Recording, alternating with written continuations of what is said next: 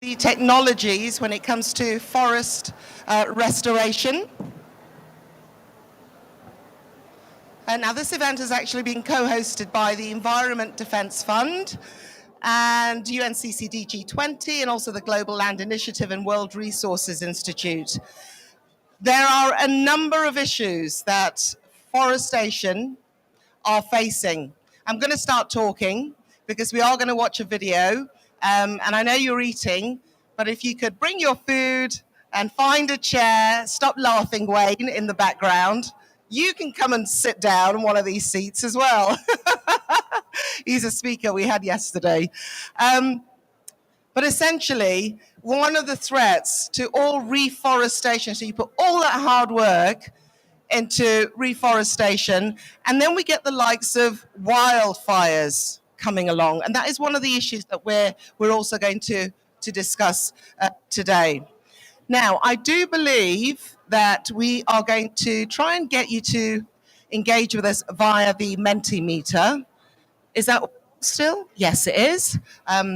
Okay, so that's the scan. That's the QR code we're using, is it? The one on there.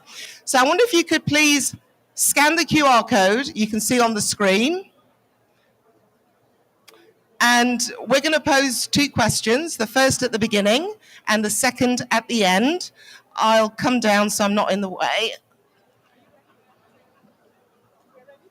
I've already started.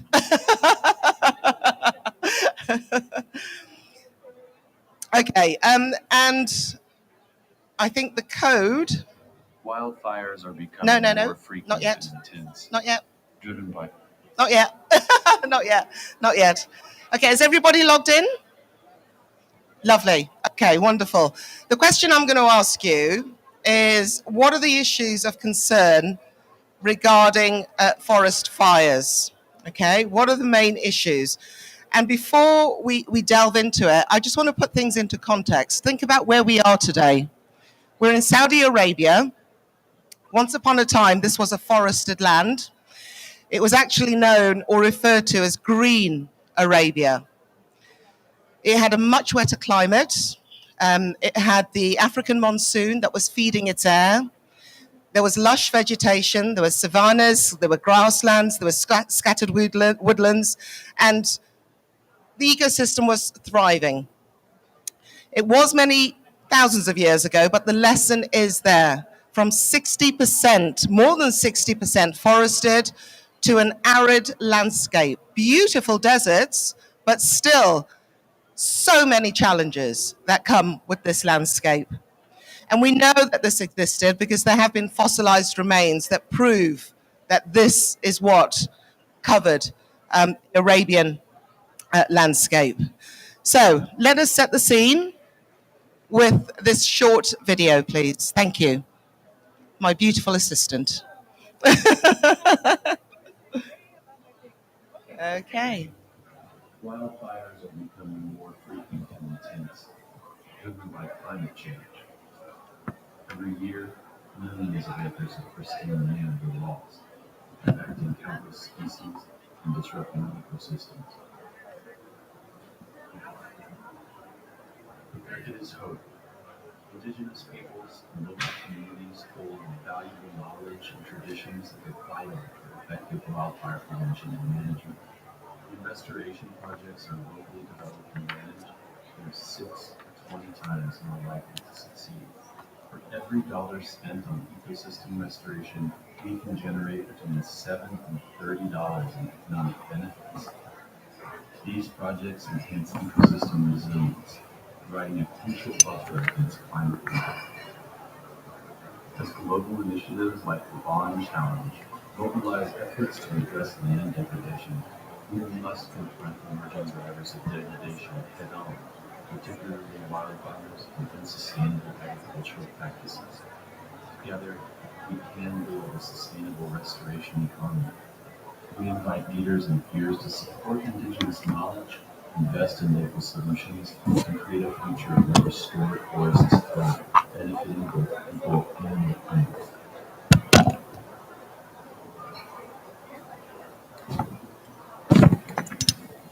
Okay, so there you go. That was an an example there of just some of the issues and the impacts and the consequences.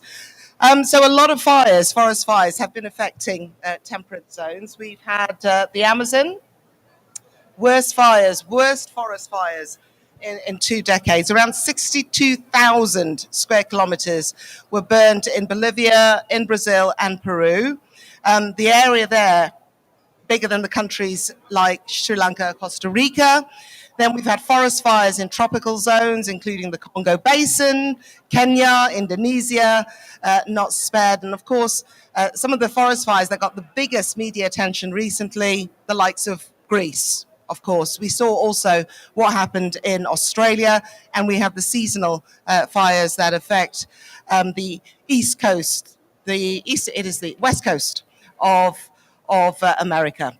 Okay, so what is going on? Will forest fires get worse? If so, where is that likely to happen? And is this a new threat? I think you have been responding. Just take a quick look at some of those responses. We asked you the question, agricultural burn waste, people start the fires, deforestation, climate change is the key response here, health, garbage, CO2, water loss, erosion, wildlife challenges, soil degradation, and livelihoods lost, forced migration. Okay, so I think there is the consensus that there are a number of drivers when it comes to wildfires and forest fires. So let's hear from people who are actually operating on the ground. First off, please, could I introduce Ms. Tekla Chupa, who is a community social environment organization that's held in Kenya. She's the chairperson of the Community Socio-Environmental Organization, and this is in County, and is also a WRI restoration champion. She has been recognized for her leadership in climate action and also environmental conservation. And it's her position as an Indigenous woman that gives very key position, I think, to engage with local communities and to know what they need and what needs to be done. So she advocates for the inclusion of local communities and in particular women and youth. So please welcome Ms. Tek.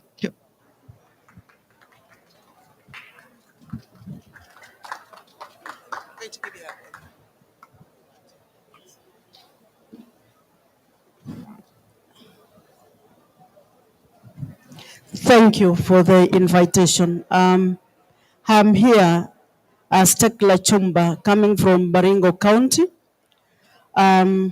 where we have we are in Mau, where we have one of the water towers, the main water towers in Kenya. We do restoration in the forests and also on our own farm. I want to ask ourselves a question. Why is fire degrading our land? It's a question for everybody. Why do we experience drought? A question for all of us. Why do we lose food? It's also a question for all of us. Our land, our future. A farmer can say, my land, my right. That is where the genesis of drought, the genesis of floods, the genesis of deforestation, and the genesis of loss of food, and the genesis of having fire in the forests. It is due to our conflict of interests. We have fires in Kenya, especially in the two water towers, that is Central Island Water Towers, Mount Kenya part, and Mau, where I come from.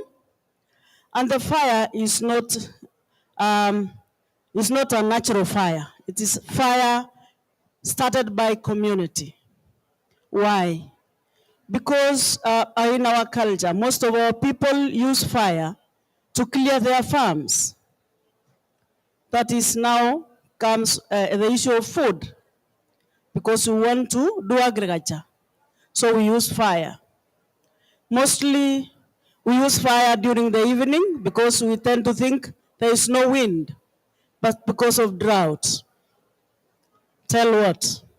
The wind will blow the fire out into the forest, and it consumes what we've seen here.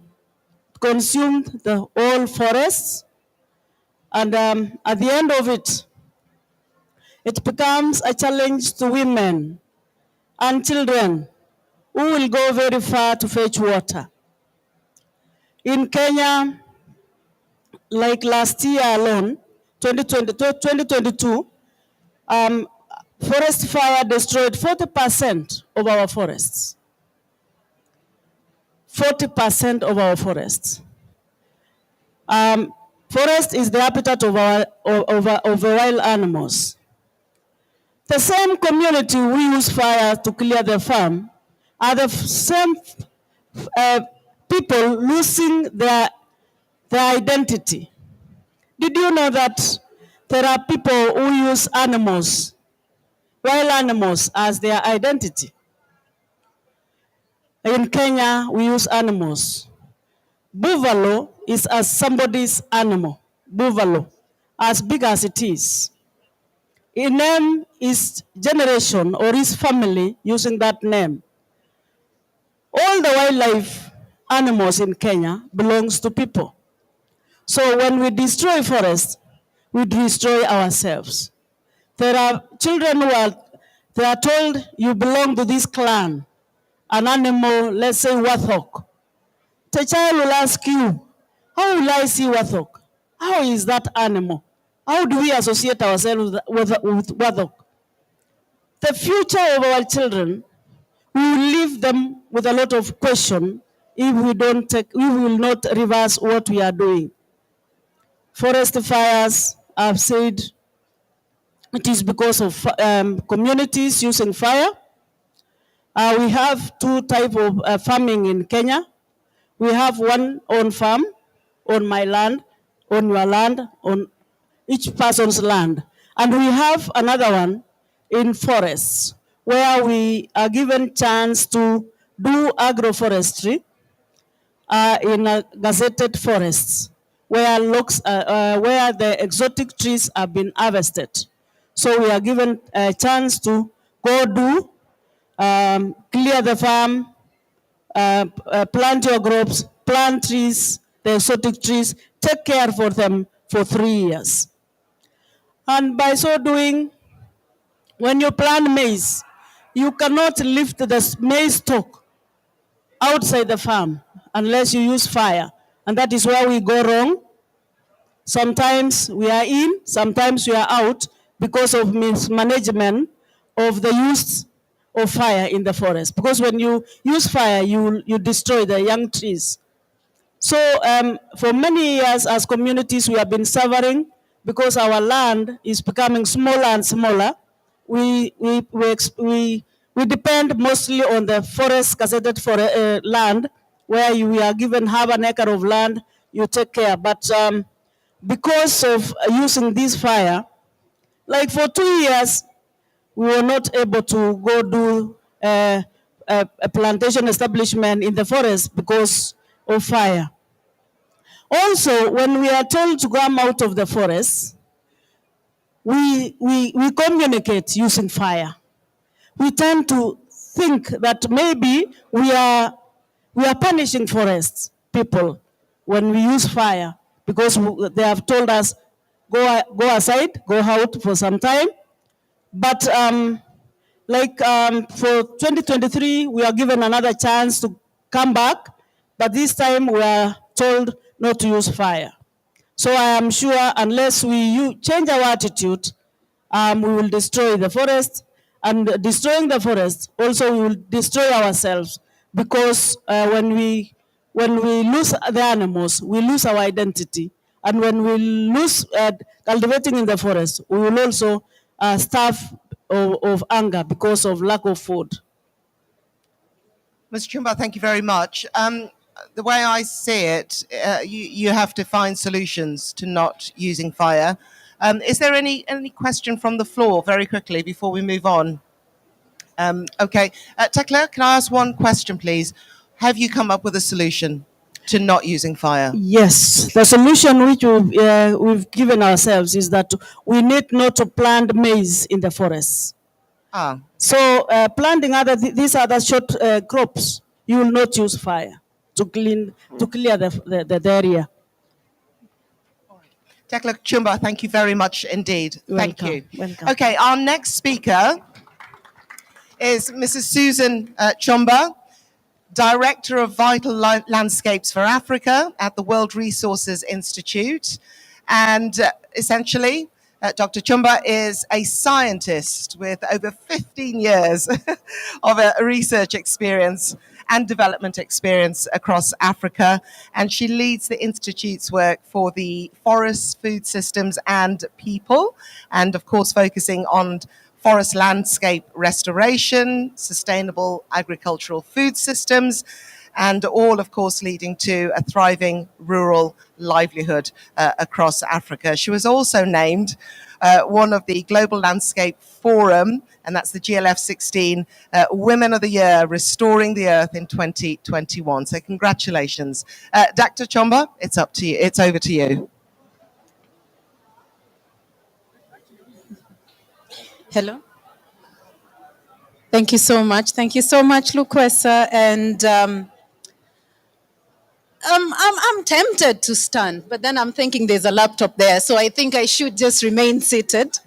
But this is a very important topic we are having today about forest fires. World Resources Institute with the University of Maryland have been releasing annual data around forest fires.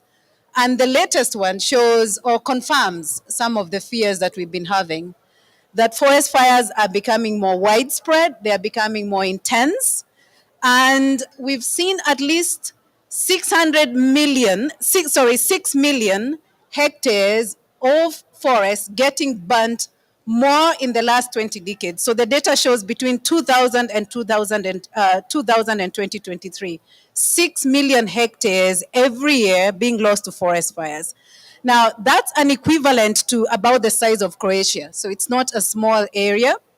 And the reason that this is really, really important is because forest fires have got an impact on the ecosystem, the forest ecosystem itself, but also on climate.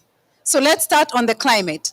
The more you're getting the forest fires, the more CO2 you're releasing into the atmosphere, and therefore, basically increasing the global warming, right? And the second element is that the more forest fires you've got, the more you're likely to change the ecology of the forest. So a lot of fire species that do not resist fires will disappear, and then you're left with the fire-resistant species. So there's two elements to that you're increasing CO2 emissions, but also you're altering the ecology of the forest. Now, there's a distinction that we are seeing, or a pattern that we are seeing. And this pattern basically is that most of the forest fires, and especially the natural forest fires, are happening in what we call the temperate forest or the boreal forest. These are forests that are found in the northern hemisphere, in places like Canada, in places like Finland, in places like Russia and China. Those temperate forests are where we are seeing a lot of the natural fires happening, and actually they account about 70% of the fires that we are seeing. And so we have to ask ourselves, these are places where naturally they are covered by permafrost. And in the past, historically, obviously fires do happen naturally, but we are seeing an increase. And in the temperate regions, we are seeing at least 3% increase in terms of the frequencies of those fires and the intensity. And so in the past, when you didn't have that happening so much, you have a lot of the carbon stored in the underground, in the soil, and covered by the permafrost. But as the fires are happening, you get the permafrost melting, and so the carbon is actually released right from the soil and into the atmosphere. and reversing that for a process that has taken thousands and millions of years for accumulation is actually very, very difficult. So these are areas that we are going to find it very difficult to do restoration, and especially returning back what we are losing from the underground. So remember, a lot of it is in the temperate forest, but it doesn't mean that in the tropics, and especially the cases that Tekla from the ground has adequately articulated. In the tropics, we are seeing different dynamics in terms of the forest fires, and particularly we are seeing more human or what we call anthropogenic driven fires. So these are fires that are as a result of human activities, whether it's agricultural practices or whether it's hunting, bushfires for hunting. We've been working a lot in places like Ghana, and there's a lot that is set by hunters in order to be able to release the wildlife. When you set the fire, the wildlife runs, and so the hunters are waiting for them at the edge of the forest fires, as well as pastoralists, they burn all the vegetation so that you get lush vegetation coming up, and so it's available for their livestock. And then also farmers, they clear most of the old vegetation using fires. So there's a strong sort of management of the ecology and ecosystem by pastoralists, by hunters, by cropland farmers. But when that is not managed, then it spreads and it becomes uncontrollable, and especially during the dry season. And so what we are seeing is huge impacts of these fires on the ecosystems, on the livelihoods, and also on our climate. Allow me just to mention one last point that will probably resonate with a lot of us. Many people who live in cities and urban areas, perhaps you think, but what has that got to do with me? But we are also seeing those fires now, and especially the pollution coming all the way into the cities. Most urban cities in Asia, we are seeing places like India, in places like other places in Africa, and even in Latin America. And so causing air quality issues, a drop in terms of air quality, respiratory problems, as well as, of course, multiple problems in urban areas. And so we are so connected between the cities and the rural areas, and forest fires are something that we should now all be concerned about. I think definitely India and Pakistan. Just in the last few weeks, the air pollution. I mean, it was making news, wasn't it? Dr. Chomba, thank you very much indeed. Are there any observations from the floor in terms of specific management techniques? If we could please get the microphone to the lady with the green headscarf. Yes, green. It is green. Thank you. Thank you to the two ladies, very informative. I come from Kenya, and you also mentioned that, Abadeas are two water catchment areas, and we have communities going in there. So my question is, these are low-income communities, and they have no alternative. So for sustainability, what are some of the measures that WRI is putting in place to engage these communities? And I know one of it, of course, is to provide alternatives. How are we partnering with maybe government? Because these are very sensitive areas in terms of Kenya. We've seen people invading forests, which are water catchment areas. So what are some of the incentives or some of the measures that we are working with partners to just make sure that these communities have alternative ways? Thank you. Dr. Chimba, yes? Yeah, thank you so much. That's a brilliant question. So in WRI, we are investing a lot on three key areas. First of all, we are identifying groups of local organizations, women groups, youth groups, and some of the representatives are actually here in the room, including Tekla, who spoke here. We have a youth representative there that you can engage with, and some are also here in the room. So we are partnering with these organizations to basically drive revenues, drive money. When we fundraise, when we say we've raised 100 million US dollars, that money doesn't go to WRI, at least most of it, 70% of it is going to local organizations so that they can work around with us on income generating activities, restoring these ecosystems, and as well as empowering themselves economically in different ways. And so we are looking at restoration as an economy, especially working with youth. How do you create a restoration economy so that trees are actually generating revenue for local communities? And therefore, the relationship between forest and people, forest and trees is one of mutual benefit, and it's not just protection for the sake of it. The second thing that we are doing, and you've asked about the partnership with government, is looking at the policy environment. How can we actually make the policy environment more conducive for local communities to be able to actively engage in forest protection? We know there are laws that have been sent, and sometimes it's not just about laws, it's also about implementation. So again, working very closely with local organizations, community forest associations, enterprises, to look at how to co-manage these forests beyond the laws that we formed. And the last but not least is obviously looking at monitoring. You cannot protect what you don't know. So we are working a lot, not just technical GIS remote sensing, that one WRI is well known for. But what we are investing again is tools that youth, young people, community members can be able to use to monitor their own forests, and therefore placing the power of forest monitoring in the hands of the people who actually are engaging in forest protection. Dr. Chumba, thank you very much indeed. We have another question, two more questions from the floor. We'll go to the lady first, please. Thank you for giving me the chance to participate. My name is Tahani. I'm from Sudan. I'm a wildlife specialist. I have a comment concerning the presentation presented by the lady from Kenya. Concerning the fire, I think fire is not always bad for wildlife or for wild animals, because sometimes fire is used as a management tool. So the problem is why it is a management tool, because there is some animals that prefer the open land instead of the dense forest, especially after the rainy season and so on. So I think what you need is to know, or you need to know how to use the fire. So, for example, we have a management tool, is a fire lines. It's how to use the fire. This is what I think what you need to know, or what you need. Thank you. Thank you very much. Let's take the microphone to the gentleman, yes, with the white striped shirt. Thank you. Thank you very much. I am Amos Amanubo. I am the regional coordinator for Global Landscapes Forum in Africa, and I come from Uganda. And my question goes to our friend, Dr. Susan Chomba. I come from this kind of also pastoral community where pastoralists evolve with, it's a cultural relationship now.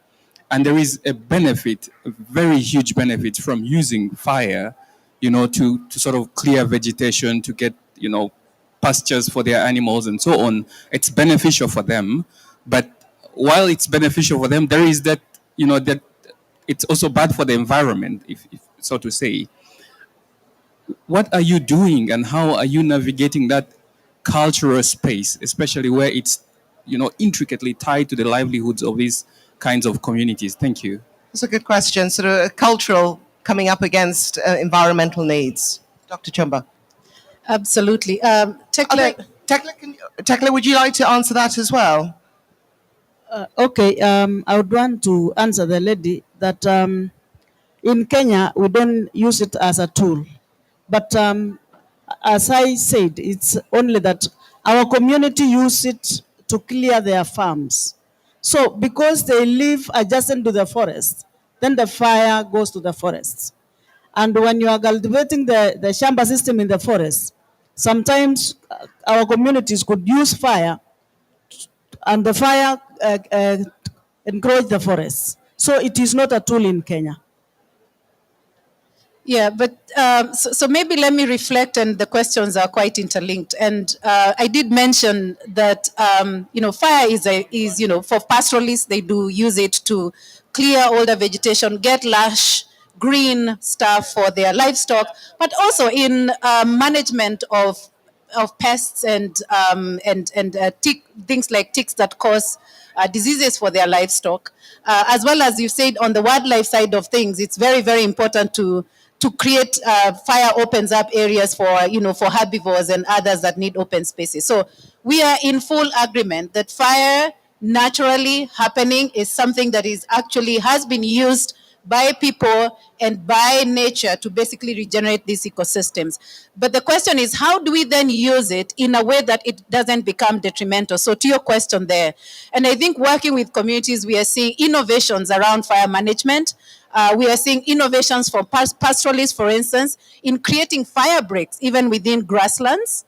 Yeah, so fire breaks where you create X number of meters between the areas that communities are using with what is not being in use. We are seeing communities forming fire management teams so that they can be able to patrol and they can be able to even regulate which areas are being put under fire intentionally and where you have fire that is not intentional that can be put off. So there are many innovations that we are seeing, social innovation that are driven by these communities themselves, because we cannot sort of impose something on communities. They have to see what are the pros and cons and how do you manage this in a way that you have a sustainable ecosystem for themselves. Okay, thank you very much. We're going to move. It's time for more questions, but we're going to move on to our next two speakers now. And first to come up, or rather third, is Dr. Sanjay Singh, who is a scientist at the Center of Excellence in Sustainable Land Management at the Indian Council of Forestry Research and Education. 19 years of experience in this field: biodiversity conservation, ecological restoration, and sustainable land management, leading multiple projects and, of course, authoring various publications and books. And you've contributed to, well, extensively in the field of sustainable land management, and in particular, land degradation neutrality as well. So I'll give the floor to you, Dr. Singh. Well, thank you very much. That was a generous introduction. Thanks a lot. So, yes. I'm going to ask you, is the microphone now on? Yeah? Okay, we just need to hold it up a little bit. If we could hold it up higher. Okay. Is it? There we audible? go, yes. Okay. So, well, we are a Center of Excellence on Sustainable Land Management. We come under Indian Council of Forestry Research and Education. So, how to say, we are one of the oldest research institute in the field of forestry, Forest Research Institute, yeah. So, yes, there is a lot of history on forest management that we have worked on, and we are building upon it. Now, Center of Excellence on Sustainable Land Management was first announced in 2014 during the COP. That was not 2019, in fact, during the 14th COP session. So yes, so following the announcements, COESLM was established, and what we are trying to do is, like, pool in all the research that we have done for the ages, not just us, but all the other institute who can contribute. And we are bringing them on one platform wherein we can use it for sustainable land management. So last year we had this. India has this presidency for G20 GLI. Yeah. So there we identified two ecosystems as priority ecosystem for conservation. I think I need to take this question, or you're going to ask later. No, you. I'll ask you to take it away now. Yeah, yeah. Okay, fine. So there I go. So actually, so we were talking about two things, yeah, restoration of mining affected area and restoration of area that are affected by forest fire. So yes, forest fire is something like two speakers before me have already elaborated upon how big a problem it is. It is a problem to biodiversity because forest fires, uncontrolled forest fire. I would like to correct here, like you are telling, uncontrolled forest fire leads to loss of heavy biodiversity loss. Second, it is kind of, soil we know, it's a living organism. Fire kills most of the microbes in the soil, and ultimately it's kind of, it is not what it was earlier, yeah? So a lot of organic content of this soil is gone. Like you say, one of the major emissions comes from forest fires, 15%. If you talk about the forest fire, we are talking about 2001 to 2023. So between that, if we account for the emissions, total emissions that would go to forest fires, 15% of the total emissions, GHG emissions. So yes, climate change also. So there are many aspects. When wildfires grow, how to say, out of control, they can also cause loss to human life. So yes, this was one of the major problem in all G20 countries, not just India, all G20 countries. And the trends has been increasing, as has been highlighted in the report of UNEP. If we go by the report of UNEP, they have projected that the forest fires will increase by 30% by 2050, and then like 50% by the end of the century. So yes, this is one problem that has to be tackled. And this is further aggravated by climate change. Of course, there is no reversal for that. Yeah, we are trying to adapt or mitigate. That is one thing. And then second, land degradation. Land degradation is also leading to more fires, fragmentation and all. Habitats, human habitation coming in between that way. So it is leading to more and more fires. Yes, we had this pollution problem, air quality index. Yeah, it drops drastically. But then that is not because of forest fire, but because of the It's stubble a combination burning. of, it was the Stubble weather, burning. it was stubble Yeah, burning, exactly. it was So- air pollution. Yes, it was So, a perfect yes. storm, so to speak. Indeed, indeed. And yes, so stubble burning is the main problem. So there are so many aspects of fire. If we are talking about forest fire, we would like to restrict over there. But yes, forest fire is problem. Like if we talk about India, we can further categorize those forests into like the one that we are facing in Himalayas and the other ones like in the rest of the country. Yeah. So, well, if we talk about the Himalayas, pine forests are most susceptible. Our pine forests are most susceptible to this forest fire, and that is because of the pine needles. So pine needles, they catch fire very easily, and that way. But then, like community-led nature-based solution and then community-led initiative. So we have come up with a solution for using that pine needles to form pine briquette, which can go for fuel. That is one solution. Second solution is Forest Research Institute. Like there is a pulp and paper division of Forest Research Institute. They have tried to use that pine needles to form this particle boards. And then there is another use wherein they are kind of taking cellulose out of it, and we are working on whether it can be turned into something useful, something like paper, cardboards, and all. Sorry, So yes. Doc, let's just go back. That was fascinating. So you're taking the cellulose out of what Yeah. part? Actually, see, needles, pine needles, which generally Okay. fall on the ground. See, every plant part is made out of cellulose. Right. Yeah. So Yeah. Okay. you can extract from everything. Yeah. Okay. Literally everything. Okay. And also the pine needles, they don't like degrade very easily because there is this tannin contained and all this thing. So that way. So they are there for a very long time and that makes forests susceptible to forest fires. Well, in tropical forest, we don't have that big a for forest fire is not that big a problem.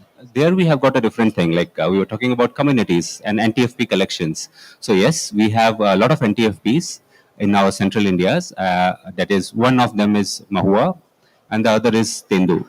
Both of them are associated. Like Mahua is kind of a flower. So the petal of the flower will fall, and you have to pick it up. So for that, you need the ground to be clean. Yeah. So what would traditionally what would they do? They would just burn the area so that it is easy to pick up those flowers. But then where the problem is, there lies a solution. So the solution was providing these people with nets. So nets were hanging high in between the floor and canopy, and you could collect everything from there. So that is one intervention, like innovative intervention that was that reduced the fires that were caused by collection of mawa. But then there is another thing, which is again subject to studies. There is another NTFP called Tendupatta. Like it's a leaf that is collected, but then that is a root sucker that will come up, and you copize it, and more new leaf will come. So there is prevailing what do you call opinion that if you burn that area, the leaves that will come will be bigger, softer. So that way. So we are conducting studies on that, and we have found no, actually it's pruning. If you prune it, you are going to get it. Like so yes, innovation interventions are required, and we are on our way to do that. Okay. Thank you. Dr. Singh, thank you very much. Before we move on to our final speaker from Mexico, any questions to put to Dr. Singh? Thank you. Any questions from the floor? Yes, the lady here with the glasses, grey jacket. The microphone's just coming to you. Thank you. Okay, thank you. I am Veronique, a teacher from Cameroon. My English is not very, very good, so I want you, if you can translate what the panelists have said for us francophone, because the theme is very interesting for us to transmit also to our children, to our learners. But we want to just to summarize, if you can summarize what they have said in French. Thank you. Wow. Do we have a French speaker here, please? Okay, there's a gentleman at the end. We'll come back to you in a moment. Before that, I'm going to bring Mr. Carlos Edgar Gonzalez onto the stage. He is the Associate Vice President of Jurisdictional Alliances. It's a tongue twister. You can laugh, Carlos. And also market development for the Environmental Defense Fund. He's a seasoned environmental strategist with a wicked sense of humor and 18 years of experience in climate change mitigation, sustainable forest management, and also integrated landscape management. And he has been pivotal in designing, but also implementing large-scale natural climate solution programs that have actually shown positive impact on ecosystems, but also the communities that depend on those ecosystems across Latin America, Sub-Saharan Africa, India, and Southeast Asia. I could go on, but I'll let you tell the story. Mr. Gonzalez, over to you. Thank you. Thank you so much for that amazing introduction. You know, I was just like thinking and hearing all my colleagues here, and something that has caught my attention during this week. I was a couple of days ago. I was hearing on the plenary. I was hearing some statements of different people, and the delegation of Mexico, the delegation of Venezuela, and I don't remember who else. They were saying that wildfires. It was like a very important issue that was not taken into consideration at these negotiations. What it caught my attention it is that I have been hearing those same words at climate change convention, at biodiversity convention, and for me it is amazing that we have one problem, three different conventions that are saying that wildfires are important for them, but there's no communication between all these three conventions. So, well, we look the way on how these three conventions can get into an agreement, not only on wildfires, but on different things. And it is important to mention that wildfires are affecting climate change, they are affecting biodiversity loss, and also they are affecting degradation. So if at these higher levels we cannot get into an agreement, I think that we can get into an agreement at the local level. I want to talk about an interesting example that we have on the Selva Maya, which is it's like a 3 million hectares protected area between the borders of Guatemala and Mexico. In the case of Mexico, the Selva Maya it's being protected and is being managed by the Natural Protected Areas Commission. In Guatemala, it is being managed by local communities and indigenous peoples. The thing here it is that in Guatemala, forest fires have been reduced almost to zero. They only have like a couple of hundreds of hectares being burned each year. In the case of Mexico, forest fires have been increasing around 30% each year in this same ecosystem, which is a tropical forest.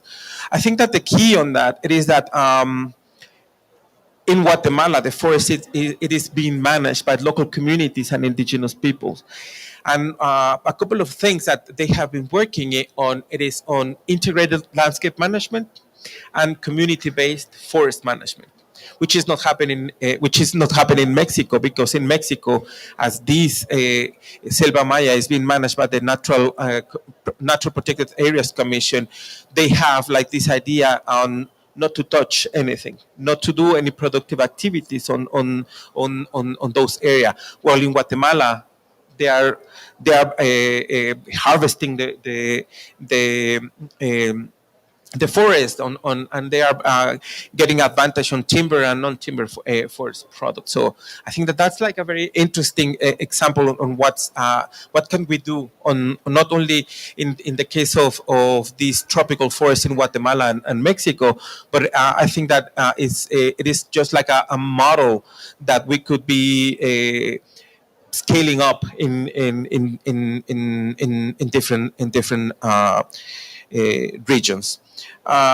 Something that for us at Environmental Defense Fund, it is very important. It is how do we create capacity, and how do we build capacities among indigenous peoples and local communities, since they have been the forest guardians for centuries. And I think that we have to start relying more on their ancient knowledge on how forests have to be managed, on how how fire has to be used, since they have been using fire for hundreds of years. I'm going to jump in really quickly because I know I'll forget to make the point. Why haven't we been using their knowledge? Why do you think we've lost that? I think that we have been using their knowledge, but now having all these finance coming from bilaterals, multilaterals, foundations coming into restoration projects and all these ecological projects, we have been responding to, perhaps we have been responding to the interest, the specific interest of some specific organizations. And I have been seeing in Latin America, especially, on how people from the north, from the northern hemisphere, it's trying to go to the southern hemisphere to try to say you have to do X, Y, and Z to protect your land, to protect your forest. While we have the ancient knowledge of indigenous people and local communities. Is that still going on? I think it's not that bad today, since indigenous peoples and local communities, they have been gaining spaces, and they have been raising their voice in spaces like this one, not only here, but also in the biodiversity COP, at the climate change COP. So, which I think it is super important. So, I mean, you've got extensive knowledge from around the world, extensive experience. How do you scale up the initiatives when it comes to this issue? I mean, people are looking for direction, and Dr. Singh is going to come in on this as well, but we'll come to you first, Edgar. Something that we have been doing, it is doing like these knowledge exchanges between indigenous peoples from different countries, so they can be sharing their knowledge on different issues, on restoration, on degradation, on deforestation. So I think that we think that that's something very helpful, not only for indigenous peoples and local communities, but also for us to learn from them. Dr. Singh, you wanted to come in on this? Yes. Actually, if we talk about the traditional knowledge or people knowledge and their understanding about the nature, it can be harnessed. It has immense potential to be harnessed and achieve all the goals. When we are talking about land degradation neutrality, we are talking about all the SDG goal. In fact, so I just want to add here, being selfish, but still, we at CUSLM, what we are doing is like we are recording these best practices from the field that are being implemented by different communities. Now we are recording it. Also, we are doing this kind of tweaking it, scientific intervention, so that it is scalable. Local conditions, local problems, local solutions. So what we are trying to do is, to upscale it, you need to scan what are the other areas where it can be upscaled to, what are the area where it can be implemented. So We are in the process of doing that. In fact, the main objective of Center of Excellence of Sustainable Land Management is this only: capacity enhancement and documentation of traditional knowledge, traditional practices, and to upscale it to this level. Also, you were telling, yeah, actually, if we look at the traditional peoples or the village life, in fact, it was kind of intertwined with this nature. Yeah, it has evolved around whatever resources were available in and around them. So I believe, like, but again, this is my personal opinion, because change of lifestyle is one of the factor that is kind of what do you say? People are taking up new lifestyle, giving away the traditional things. So And I think it is super important to start working with youth, because youth, I think it is like the key to keep like this kind of livelihood in tropical forest and whatever we want to say, no. Yeah, maybe just remember the statistics that I started with. 70% of the forest fires are in temperate boreal forests. And in those cases, the dynamics for community engagement and youth are very different from the global south. So I think we have to put the perspective in terms of where the scale of the problem is and the kind of interventions. And we are going to see even more as the global warming happens, even more of that happening. So I think a message from here is to start taking governments of those countries, both state and sub-state governments, need to start taking forest fires seriously and investing in forest fire management. Otherwise, we concentrate a lot on the global south, we forget where the magnitude of the challenge is. Okay, and let's not forget what you said, Edgar. Get the three cops speaking to each other. It's a common problem. Thank you very much indeed. To close this particular event, we have Dr. Murali Tumarakudi to give us our closing remarks. And don't go too far, because we will be getting our family photo as well. Thank you.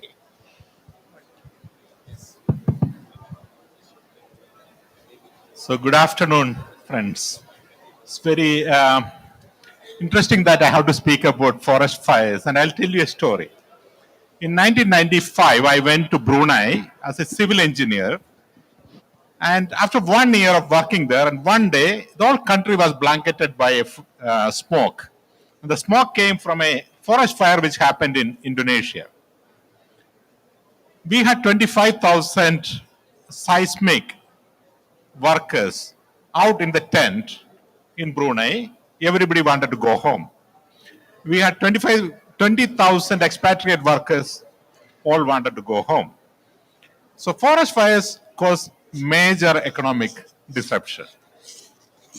So within about 48 hours, I had to learn everything about forest fires. And we then went to Australia to get all the new technology, whatever was available at that time, for forest fire management as well as air pollution control. Then I did not work on forest fire for maybe next 30 years till the India presidency came under G20, where restoration of areas affected by forest fire was a priority area. And we did a global compendium along with the Center of Excellence. And we found the technology has naturally moved on. Satellite image analysis was a lot more possible.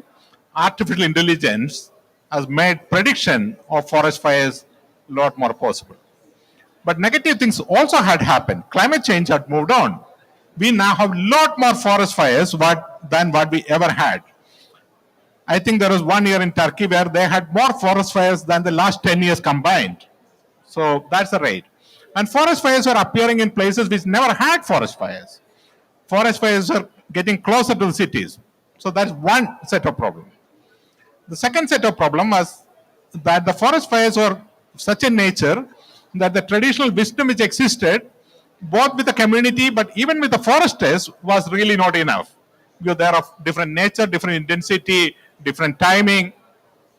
So we are at a time when forest fires remain a major concern.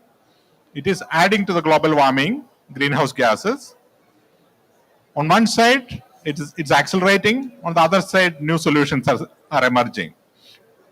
I went to the National Forest Fire Fighting Center in Paris, in France. and they have an entire simulation of every part of France, and all the forest fire training is being tested on a simulator, which is very impressive. And I was trying to compare that with whatever I have seen in other places. So there are new technologies now available, but that need to be scaled, that need to reach every part of the world, so that forest fire no longer cause a major threat, not only to the forest, but also to the economy. So I thank you all for organizing this very interesting session. I wish the good work started in India continues, and also the knowledge gets spread among the community. Thank you.